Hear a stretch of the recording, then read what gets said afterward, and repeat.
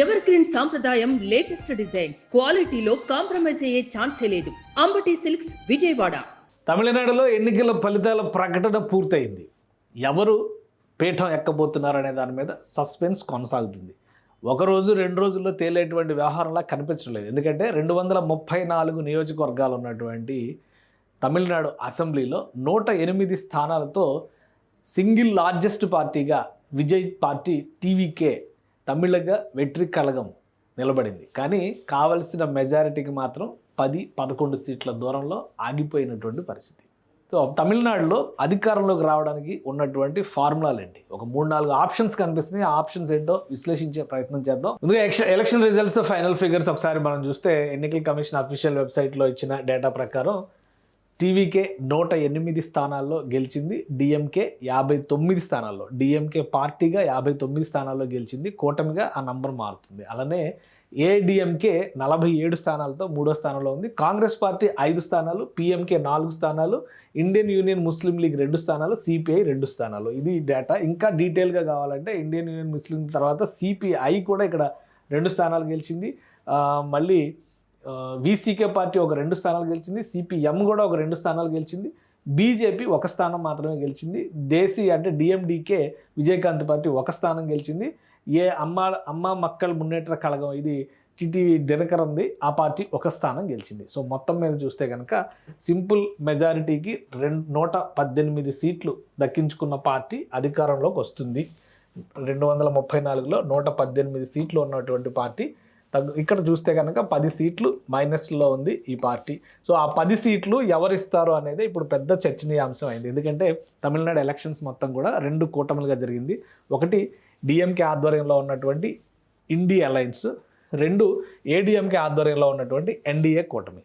So మిగతా పార్టీలన్నీ ఇప్పుడు కాంగ్రెస్ ఈ కేటగిరీలోకి వస్తుంది, పిఎంకే ఈ కేటగిరీలోకి వస్తుంది, అలానే ఇండియన్ యూనియన్ ముస్లిం లీగ్ ఈ కేటగిరీలోకి వస్తుంది, సిపిఐ ఈ కేటగిరీలోకి వస్తుంది.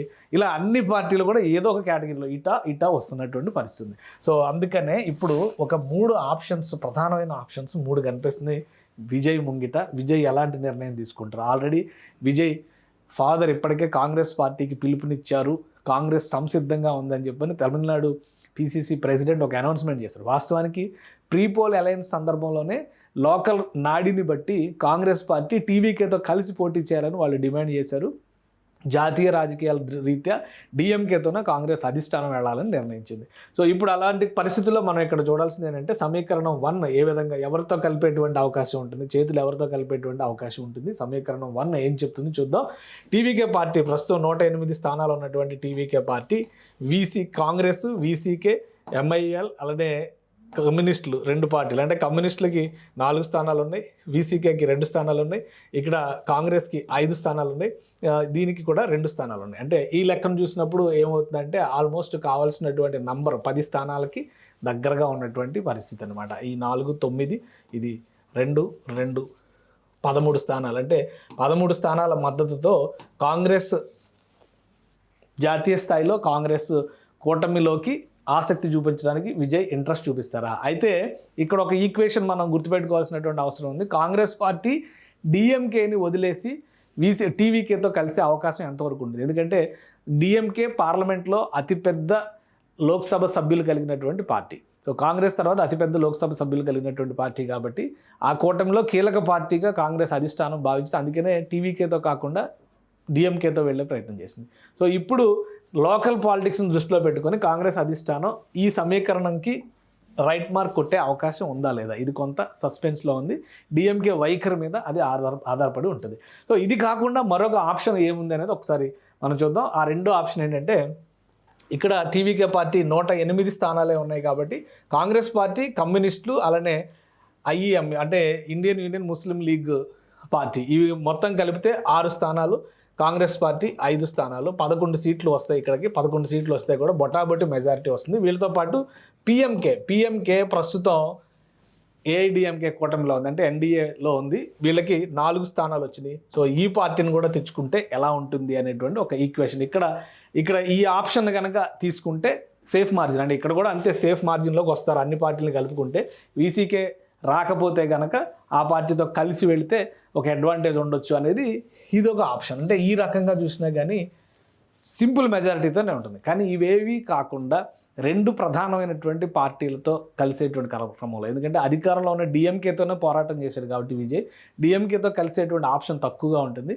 మూడో స్థానంలో ఉన్నటువంటి అన్నా డిఎంకేతో కలిస్తే ఎలా ఉండొచ్చు అనేది మరొక ఆప్షన్. అది కూడా బీజేపీ, ఈ కూటమిలో బీజేపీ చాలా కీలకమైంది. ఏఐడిఎంకే బీజేపీ కూటమిలో, ఎన్డీఏ కూటమిలో ముఖ్యమైనది అనుకుంటే కనుక బీజేపీ ఒకే ఒక్క సీటు గెలిచింది. కాబట్టి బీజేపీని కూటమి నుంచి బయటికి పంపించి అన్నాడీఎంకేకి ఉన్నటువంటి 47 స్థానాలతో మద్దతు తీసుకుంటే కనుక మూడో ఆప్షను టీవీకేకి బ్రహ్మాండమైనటువంటి మెజారిటీ, అంటే అధికారంలో ఉన్నటువంటి పార్టీకి బ్రహ్మాండమైన మెజారిటీ వచ్చేటువంటి ఛాన్సెస్ ఉంది.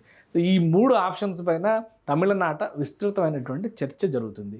ఇవి కాకుండా ఇంకోటి ఒక వైల్డ్ ఆలోచన కూడా ఉంది.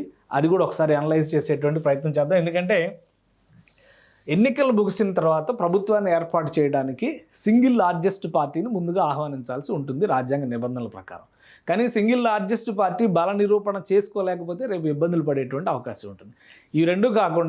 ఇవి మూడు కాకుండా టీవీకే ఒకవేళ బల నిరూపణ దిశగా కనుక వెళితే, అంశాల వారి మద్దతు కోరితే కనుక, విడివిడిగా చితకా పార్టీలు కలిసి కనుక మద్దతు ఇస్తే మైనారిటీ ప్రభుత్వం ఏర్పడడానికి ఒక అవకాశం ఉంటుంది.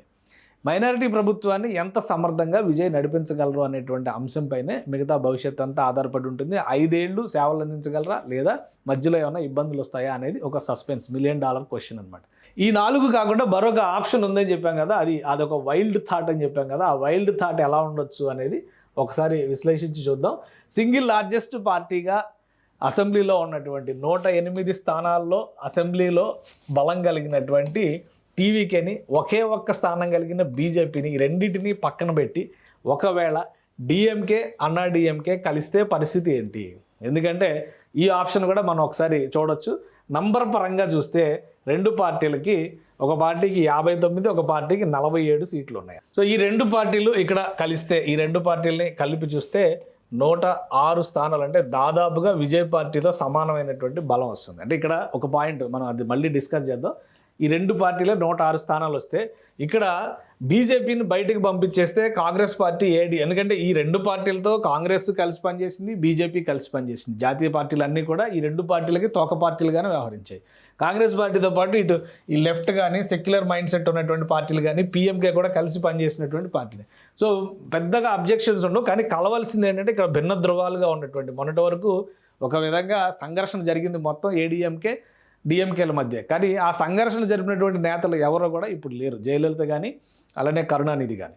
స్టాలిన్ ఒక దశలో అపోజిషన్ లీడర్గా ఉన్నప్పుడు ఏడీఎంకే, జయలలిత మరణానంతరం ఏడీఎంకే సీఎంని నేరుగా కలిసినటువంటి సందర్భాలు కూడా ఉన్నాయి. వీళ్ళిద్దరి మధ్య ఒక సఖ్యత ఉంది. ఎందుకంటే ఓవరాల్గా ఇప్పటి వరకు తమిళ రాజకీయాలు అంటేనే ద్రవిడ పార్టీల బ్రాండ్ అనేటువంటి ఇమేజ్ ఉంది. రెండు ద్రవిడ పార్టీల పేర్లోనే ద్రవిడ అనేటువంటి పదాన్ని ఉన్నాయి. కానీ మొదటిసారిగా టీవీకే ద్రవిడ అనేటువంటి పదం లేని పార్టీ వస్తుంది దాదాపు ఒక 60 ఏళ్ల తర్వాత, అంటే 60-70 ఏళ్ల తర్వాత టీవీకే అనేటువంటి పార్టీ అధికారంలో. సో ఈ శక్తిని అడ్డుకుంటే ద్రవిడ రాజకీయాలకు భవిష్యత్తు అనుకుంటే ఈ రెండు కలవడానికి పెద్దగా ఇబ్బందులు ఉండకపోవచ్చు అనేటువంటి సంకేతం వస్తుంది. ఒకవేళ అదే జరిగితే కనుక, అది ఏదైనా తమిళనాడులో ఏదైనా జరగవచ్చు. సో ఈ రెండు పార్టీలు కనుక కలిస్తే ఏదైనా జరగవచ్చు. 108 స్థానాలు ప్లస్ ఒక స్థానం, అంటే 109 స్థానాలని అసెంబ్లీకి పక్కన పెట్టేస్తే, 109 స్థానాలు పక్కన పెట్టేస్తే 125 స్థానాల కూటమిగా మిగతా పార్టీలన్నీ కలిసేటువంటి అవకాశం ఉంటుంది. అంటే సింపుల్ మెజారిటీని దాటడానికి, సింపుల్ మెజారిటీ కంటే 6 స్థానాలు 7 స్థానాలు ఎక్కువ రావడానికి అవకాశం ఉంది. కాబట్టి అటువంటి వ్యూహాత్మకమైన నిర్ణయం జరిగితే కనుక టీవీకే అధికారానికి దూరం అవుతుంది. సీఎం అనుకునేటువంటి కళ కూడా విజయ్కి దూరం అయ్యేటువంటి అవకాశం ఉంటుంది. గతంలో 2-3 ఉదాహరణలు ఉన్నాయి. ఢిల్లీలో అరవింద్ కేజ్రీవాల్ గెలిచిన సందర్భంలో ఇలాంటి పరిస్థితులే సింపుల్ మెజారిటీ విషయంలో పరిణామాలను చూసాం.